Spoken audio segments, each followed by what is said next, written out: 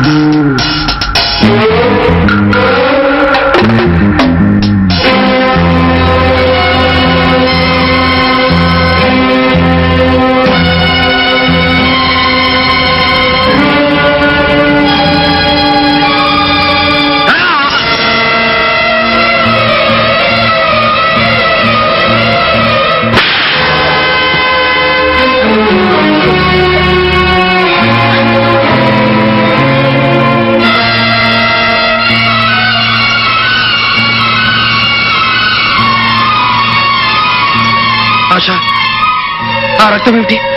నీ ఒంటి మీద రక్తం ఏమిటి? తుడిచేయి, ఆ రక్తాన్ని తుడిచేయి. మల్లె పువ్వు లాంటి ఆడదాని ఒంటి మీద ఎర్రటి రక్తం నా కళ్ళబడితే నన్ను రక్షించడం కోసం తన ప్రాణాన్ని త్యాగం చేసిన క్షణంలో నా రాధ బాటతో వేసిన కేక నా గుండెల్లో మారుమోగుతుంది. ఆశ, మారుమోగుతుంది. రాధా? రాధెవరు? ఒకప్పటి నా అమాయకమైన బ్రతుకులు రంగుల హరివిల్లు నా రాధ. పువ్వులాగా దివ్యలాగా నా బ్రతుకులో నిలిచి ప్రేమంటే ఏమిటో నా మనసుకు తెలియజేసిన ఓ మధుర స్వప్నం నా రాధ.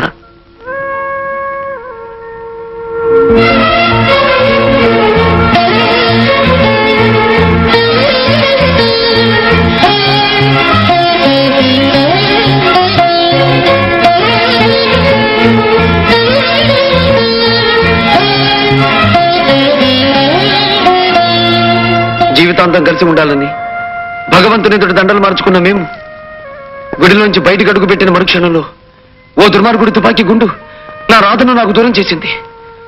రాధ మరణంతో రాముగా అమాయకంగా బ్రతికే నేను పరశురాముడిగా పాషాణంగా మారిపోయాను.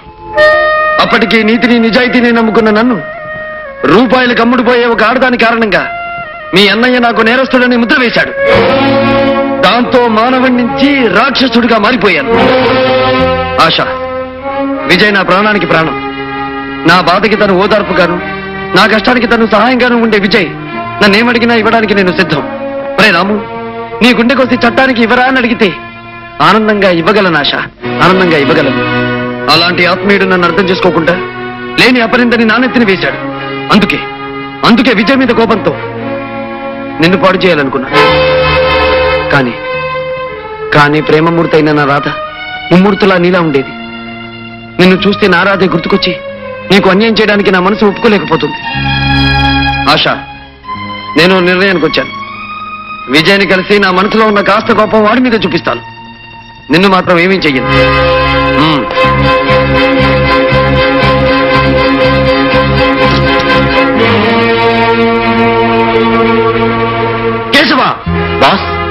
ఆశాని నువ్వు భద్రంగా కనిపెట్టుండు. ఎవరి వల్ల ఎటువంటి ప్రమాదం రాకూడదు. Okay boss. నేను వెళ్ళి విజయ్ని కలుస్తాను.